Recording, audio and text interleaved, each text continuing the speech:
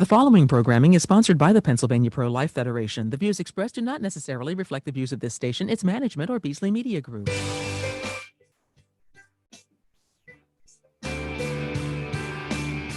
Hello, everyone.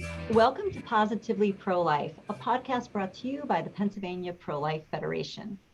Positively Pro-Life aims to bring you inspirational stories, important legislative updates, and informative interviews as we restore and strengthen a culture of life. I'm Bonnie Finnerty, Education Director at the Federation, and I am joined by my esteemed colleague, Maria Gallagher, the Legislative Director. Hi, Maria. Hello, Bonnie. It's so good to be with you today. It's good to be with you. And I do have a special announcement for our listeners. Much is happening in the pro-life movement right now, and unfortunately, that can mean some misinformation or confusion about some of the current events. So Maria and I would like to invite our listeners to submit any questions you might have about life issues relating to abortion, infanticide, or euthanasia, and submit those questions to us so that we could answer them on an upcoming podcast. You just have to email me your question at lifelines@paprolife.org. That's lifelines@paprolife.org. We would love to hear from you. We would love to answer your questions. We don't have a date for that upcoming Q&A podcast, but we will keep all of your questions and we look forward to answering them. Now, as far as today's show goes, we have a phenomenal guest. We are so eager to speak to Catherine Davis, founder and president of the Restoration Project, which is dedicated to promoting the sanctity of life, rebuilding families, and educating Americans about issues impacting the Black community. She is a powerful voice at a critical time. In addition, Maria is going to set the record straight about the abortion pill reversal process. But first, we're going to start off with some inspiration. And we'll continue with the topic that I started last week, and that is abortion pill reversal success stories. Now, these are women who started the process of chemical abortion, but after taking the first pill, felt great regret and sought out a way to stop the abortion and save their baby. There is a medical process called abortion pill reversal that can be accessed by calling a hotline that will connect a woman to a medical professional who could prescribe a high dose of progesterone to counteract the abortion pill. On the Abortion Pill Reversal Network website, real women share their stories in their own words, and they are powerful voices. Last week, I shared Emily's. This week, I'd like to share Rebecca's. And in the interest of time, it is an abbreviated version, but the entire story can be found on the website, which I will post in the show notes. Rebecca writes this: "When I found out I was pregnant, I was fearful and uncertain. I had 8 months to go before I graduated nursing school. I was in a relationship that was going south by the minute. I had no car and little income. I was not ready to have a baby. All I needed to do was take a pill, and the rest would be history. No one had to know, and life could go on as I intended. This was a very persuasive argument. It seemed like the right decision until I took the abortion pill. After I took it, I began to think about how this world is only for a short while, but my choice to abort this baby would be eternal. It was crystal clear to me that I made a huge mistake. I began to search on Google. I clicked on abortion reversal. I called the hotline provided on the website. The nurse gave me a number for a doctor who told me to meet him at the hospital promptly. Everything was uncertain and surreal, but this doctor quieted those feelings. He was different from any other doctor I had met. He greeted me, he educated me, and most importantly, he spoke with me about my fears. Next, the medical goal was to flood my system with natural progesterone to overpower the abortion pill. This was followed by a course of progesterone for the rest of my pregnancy. After I went home, no bleeding or cramping occurred. The following Saturday, my mom accompanied me to see if the reversal worked. We met the doctor for an ultrasound. The baby had a strong heartbeat that resonated throughout the room. I was now worried about how much damage I had possibly done to this baby with the abortion pill. When I voiced these fears to the doctor, he never once succumbed to the negative what ifs. Instead, he always directed my attention to the miracle baby growing inside of me. Every ultrasound consultation and blood draw came out perfectly. My son was delivered at 8 pounds, 1 ounce with an APGAR score of 8 and 9. He was gorgeous. He takes my breath away every day. I completed nursing school, passing exams before and after the delivery. My boyfriend is on his way to becoming a good husband. As I laid my son down to sleep tonight, I started to cry. Despite every trouble I have my son in my life, and no problem seems too big with him. I feel so blessed to be his mom. I just want to hold my miracle son and pass our story on to the countless people who are just like us, those who need an answer and a glimpse of God's real plan. Thank you, Rebecca, for choosing life, and thank you for sharing your beautiful story with the world. Maria. Bonnie, thank you as well. The following is from a news release from National Right to Life. On Friday, February 11th, House Judiciary Chairman Gerald Nadler, a Democrat from New York, sent a letter to Meta CEO Mark Zuckerberg attacking Facebook for approving abortion pill reversal or abortion pill rescue ads. The letter argues that the APR process is a flawed theory, but supports this argument by using research promulgated by leading abortion researchers and apologists. Abortion pill reversal has saved over 3,000 babies, said Carol Tobias, president of National Right to Life. For the chairman to call this a flawed theory when the evidence says otherwise is disingenuous. The abortion pill reversal process gives a woman the opportunity to save her unborn baby if she has only taken the first drug, mifepristone.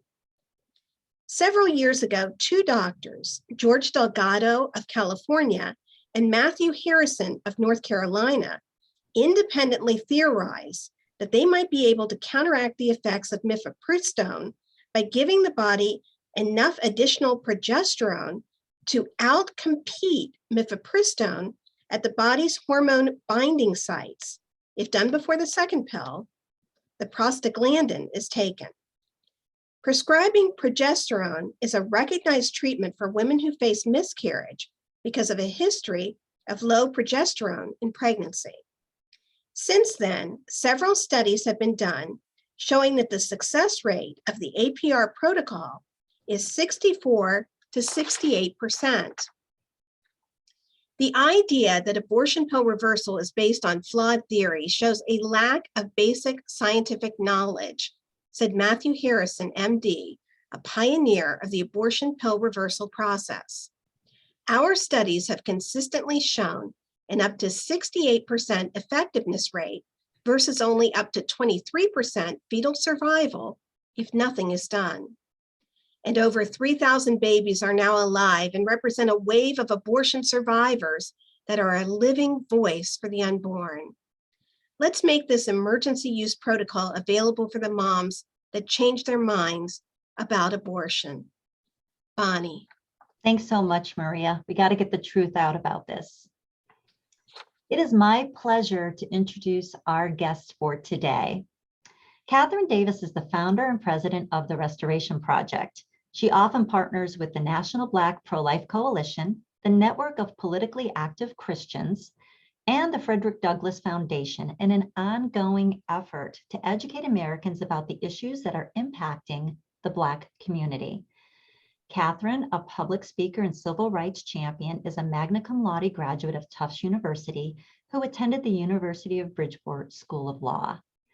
Early in 2010, she partnered with the Radiance Foundation to launch one of the most news-gathering pro-life campaigns ever, the Endangered Species Billboard web campaign. Catherine was featured in numerous TV, radio, and newspaper features, including the New York Times, CNN, MSNBC, ABC World News, NPR, and throughout the entire blogosphere. She believes in holding public officials accountable and legislatively chipping away at the practices and policies that are ravaging a free America. A former candidate for Congress in Georgia's 4th District, Catherine is focused on positive change through education, local state involvement, and peaceful action. And we are thrilled to have Catherine Davis here with us today. Hello, Catherine. Thanks for joining us. Oh, we can't hear you. Wait a minute. Yeah, I'm sorry. No, that's Thank okay. you for having me. I'm absolutely thrilled to be here. Great. Well, we are so thrilled to have you. And can you tell us, how did you come to hold your pro-life views? Well, I am a woman that had 2 abortions myself. My first abortion, I did because I was just selfish and I didn't want the responsibility of a child. I knew if I had told my mom that I was pregnant, she would have taken the child and raised it for me and allowed me to go back to school. But I didn't want that, so I had an abortion. And then something in me felt like I needed to justify that first abortion with a second, because, you know, I am woman, hear me roar. And so I had a second abortion, and both of my abortions were impacting. After the first one, I literally fainted. And in the second one, I heard the doctor counting my baby's body parts. And both of those, though, I said, I'll think about that tomorrow. I'm not going to think about it. So I kind of put that experience on a shelf in my brain until one day I was going to a Bible study. We had a Bible study at my church on Tuesdays called Noondays. And instead of eating, you would go eat the word. And so I was going to eat the word, I'm going to the word, and I go bouncing into the Bible study. And they announced the topic, and it was abortion. And I was like a deer in the headlights. What do I do? Do I run? Do I stay? You know, what do I do? And the 2 pastors who were teaching that day recognized that I was in distress. And one got on one side of me and the other got on the other side of me, and they began to pray. And it was almost comical because I kept trying to get up to leave and they kept pushing me back down in the seat and saying, no, we're praying.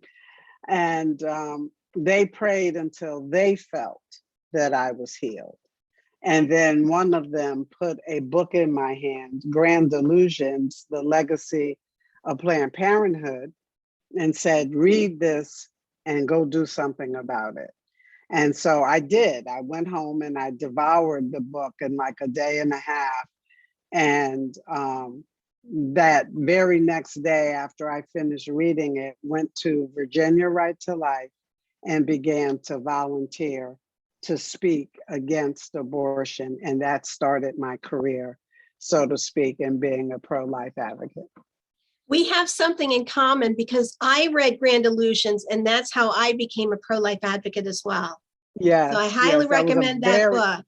Yes, it was very compelling book, very compelling. And that launched me. Yeah. Can you tell us, what is the Restoration Project and why was it started? Well, in 2015, I started the Restoration Project because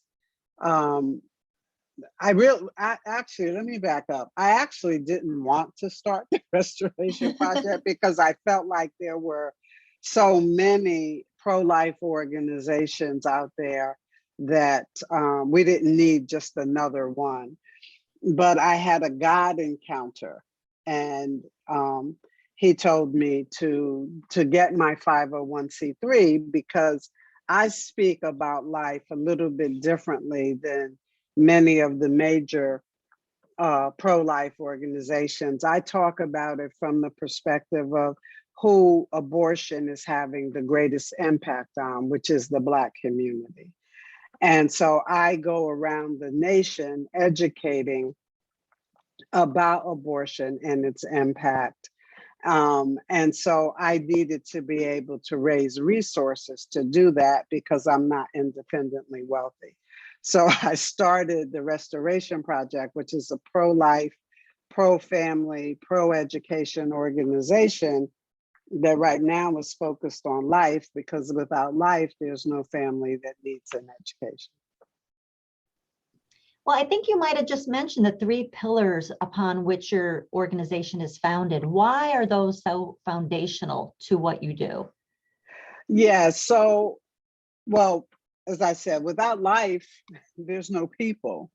And the abortion industry has used its tools to deliberately attack one group of people most identifiably, which is the Black community. You all know the history of Margaret Sanger and how she had a Negro project that was designed to impact the birth rate of Black women, Black children to Black women. But I've also found, as I'm going around, that there was a concerted movement to destroy the family in America. In 1969, the National Organization of Women, in their formational meeting, did a call and response kind of chant. You know, why are we here? To make revolution. What kind of revolution? A cultural revolution. And how are we going to make a cultural revolution? We're going to destroy the American family. And how are we going to destroy the American family? By destroying the American patriarch. And how are we going to destroy him? Through promiscuity, homosexuality, prostitution, and eroticism. So this organization that most women think are championing women's rights started out to destroy the family. And if you look across our culture today, you will see that they are absolutely succeeding, especially in the Black community, where today 73% of the families are headed by females and the fathers are absent. And so I believe we need to get the father back in the home to restore the boundaries that protect our children and our women. So that's why we have the pillar of family. And long ago, I learned that without an education, you're basically hopeless and without resources to be able to affect change in your life. If you can't read, you're not going to get very far in our nation or in the world for that matter. And so we need to bring education back to reading, writing, and arithmetic, and not all of these sexual behaviors and all of the other cultural things that they are now introducing to our children. So I felt there needed to be a voice to impact those areas. And that's how I arrived at the 3 pillars. And can you tell us more about the impact of abortion on the African American community? Because it's just very devastating when you stop and think about it. Oh, it absolutely is. So if you go back to Planned Parenthood's history, Planned Parenthood is the leading abortion provider in the nation. Most of the messaging that you hear about in this nation comes through Planned Parenthood's organization.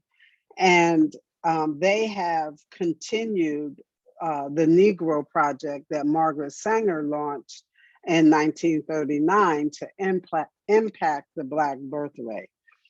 And what do I mean by that? Well, if you look at the tenets of the Negro Project, Margaret Sanger and Clarence Gamble wanted to pay Black ministers and physicians to go into the Black community and at that time preach birth control. And then later on, under Alan Guttmacher, who took over Planned Parenthood's leadership in the 60s, he wanted to impact the Black birth rate through abortion. So picture this, 3% of the population in America are Black women of childbearing age, 3%, but we get 38% of the abortions. How can that be? It's not a natural phenomenon. It's happening because organizations like Planned Parenthood are targeting Black women and their babies. They put their surgical facilities in Black neighborhoods deliberately. They research the areas to find where they're going to put their surgical centers. And then the largest percentage of them, 79%, are in Black or Latino neighborhoods. They have their messaging directed towards Black women, even going so far as to tell Black women that if they carry their child or to term or give birth, that they're increasing their risk for death. That's how directed Planned Parenthood's messaging is. And so they are succeeding, because today, more than 22 million Black children have died at the hand of an abortionist in this country. That is more than the entire Black population in 1960s America. So they are succeeding. And in some communities like New York City, they are absolutely upside down, where more Black children are being aborted than are born alive. And so we work to impact those numbers and to try to reverse the genocide. Catherine, can you tell us specifically about the Selma project? The Selma project was one of my favorite projects, but we went to Selma, Alabama. One of the things that I've learned in working to stop abortion in our nation is just how substandard the abortion care providers are. Every community that you go in, if they get inspected, you're going to hear horror stories coming out of those facilities of, instruments not being sterilized, of doctors refusing to wear gloves in between each procedure. Kermit Gosnell is an example of what we hear, where he was birthing children alive and then taking their lives. And so we heard about a physician in Birmingham, Alabama, who was working in violation of Alabama law. Alabama law said that if you perform 10 or more abortions in a month, you had to be licensed to do abortions. This abortionist, in Selma, was doing 90 abortions a month, and he was not licensed to do so. So we thought, we'll go to Selma and march across the Pettus Bridge, not to march for the babies, so to speak, but to call attention to the fact that there was an abortionist who was violating Alabama law. And so there were about 300 of us that gathered, and we had a prayer rally the night before. And then on the morning of Juneteenth, we marched across the Pettus Bridge to call attention to that illegal abortionist who had actually taken the life of a woman. That was in June that year of 2015, I think it was.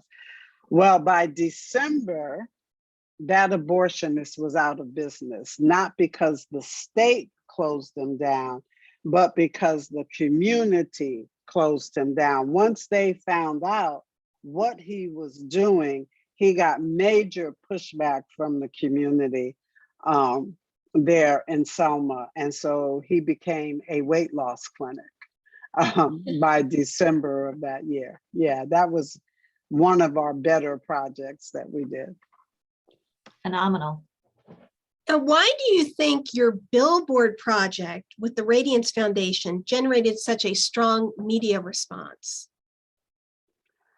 Because for the first time, someone was calling attention to the real impact of abortion and all of the targeting that was going on. And that billboard project was phenomenal. We had this beautiful picture of a handsome little Black young man and his soulful eyes.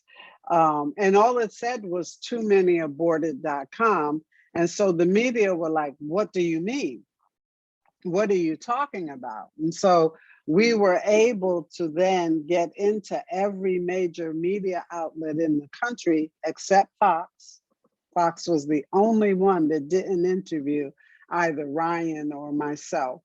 But MSNBC, CNN, Diane Sawyer, the New York Times, the LA Times, I mean, they all sent reporters to interview either myself or Ryan, and we were able to then tell the true story of abortion's genocidal impact to the Black community.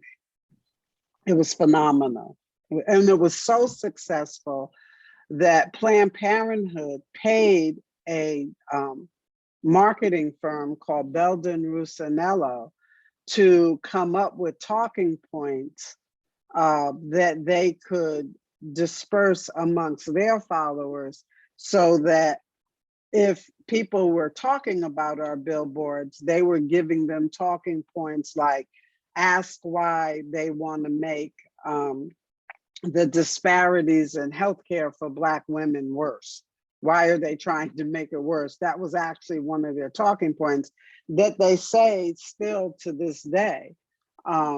But it was phenomenal, and the entire world got to hear the true impact of abortion in America. It was phenomenal.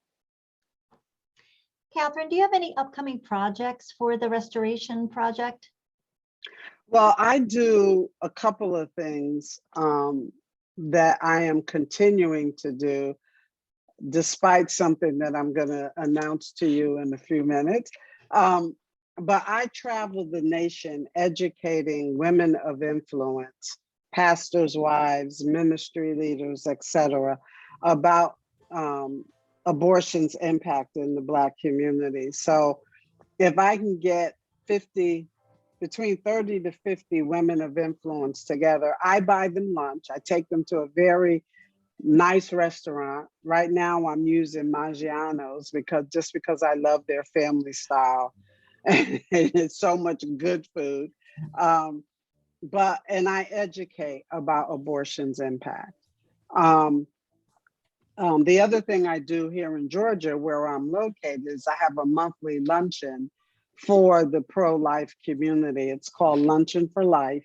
And it's a networking opportunity to bring pro-life leaders together in our state so that we know what each other are doing. We can network with each other and be supportive of each other. So those are the two major projects that I'm working on this year. And Catherine, we're going to have to leave it there. I'm so sorry, Okay. we're running out of time, but Okay. it was marvelous speaking to you. And remember, there's always a reason to choose life. Amen.